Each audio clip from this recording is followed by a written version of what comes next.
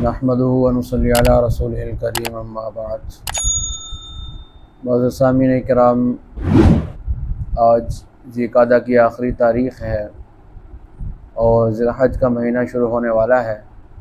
جو احباب قربانی کرنا چاہتے ہیں ان کے لیے پیغمبر دو عالم صلی اللہ علیہ وسلم کا ارشاد ہے۔ حضرت ام سلمہ راوی ہیں، فرماتی ہیں اذا دخلت العشر واراد احدکم ان یضحی فلیمسک عن شعرہ واظفارہ۔ مسلم شریف کی روایت ہے کہ پیغمبر دو عالم صلی اللہ علیہ وسلم کا ارشاد ہے، فرماتی ہیں کہ رسول اللہ صلی اللہ علیہ وسلم نے فرمایا کہ جو قربانی کرنا چاہتا ہے اس کے لیے یہ ہے کہ وہ ذی الحج کے شروع ہونے سے پہلے اپنے ناخن اور بال کٹوا لے، اور جب یہ ذی الحج کا مہینہ شروع ہو جائے تو پھر وہ اپنے بال اور ناخن نہ کاٹے۔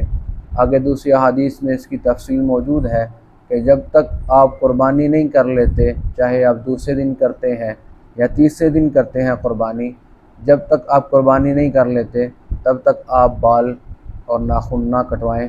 اور یہ عمل مستحب عمل ہے، یہ فرض اور واجب نہیں ہے۔ یہ پیغمبر دو عالم صلی اللہ علیہ وسلم کی سنت بھی ہے، مستحب عمل ہے۔ اگر کر لیں گے تو ثواب ہوگا، نہیں کریں گے تو کسی قسم کا کوئی گناہ نہیں ہوگا۔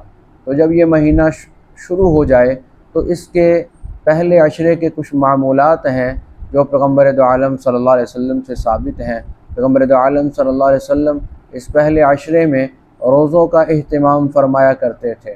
حدیث میں آتا ہے کہ پیغمبر دو عالم صلی اللہ علیہ وسلم نے فرمایا کہ اس پہلے عشرے کا ایک روزہ 1 سال کے روزوں کے برابر ہے۔ اس طرح جو 9 ذی الحج کا یوم عرفہ کا جو روزہ ہے اس کے بارے میں پیغمبر دو عالم صلی اللہ علیہ وسلم نے فرمایا کہ یوم عرفہ کا ایک روزہ 1 سال کے روزوں کے برابر اس کا اجر و ثواب ہے، اور اس کے ذریعے سے 1 سال کے اگلے اور 1 سال کے پچھلے گناہوں کو اللہ تعالی معاف فرما دیتے ہیں۔ اسی طرح پیغمبر دو عالم صلی اللہ علیہ وسلم سے اس پہلے عشرے میں قرآن کی تلاوت کثرت سے یہ ثابت ہے، یہ مسنون عمل ہے۔ اسی طرح پیغمبر دو عالم صلی اللہ علیہ وسلم کثرت سے ذکر فرمایا کرتے تھے، اور پیغمبر دو عالم صلی اللہ علیہ وسلم اس عشرہ مبارک کے اندر تکبیرات کا اہتمام فرمایا کرتے تھے۔ اللہ اکبر لا الہ الا اللہ واللہ اکبر وللہ الحمد۔ پڑھ لیں ایک دفعہ ذرا مل کر، اللہ اکبر لا الہ الا اللہ واللہ اکبر وللہ الحمد۔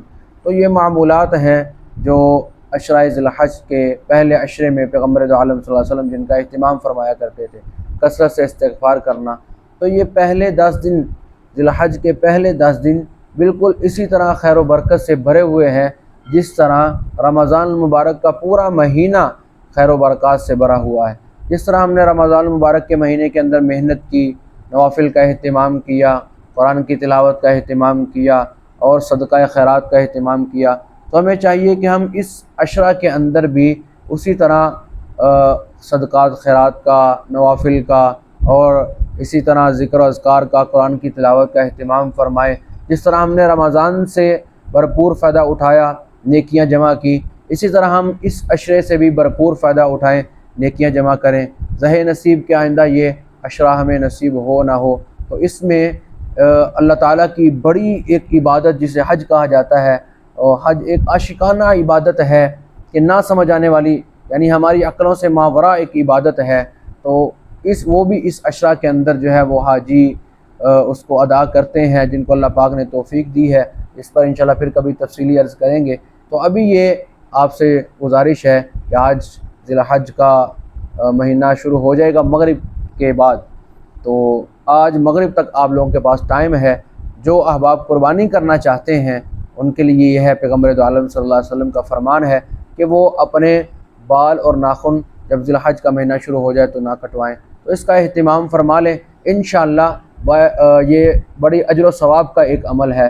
اللہ تعالی ہم سب کو عمل کی توفیق عطا فرمائے۔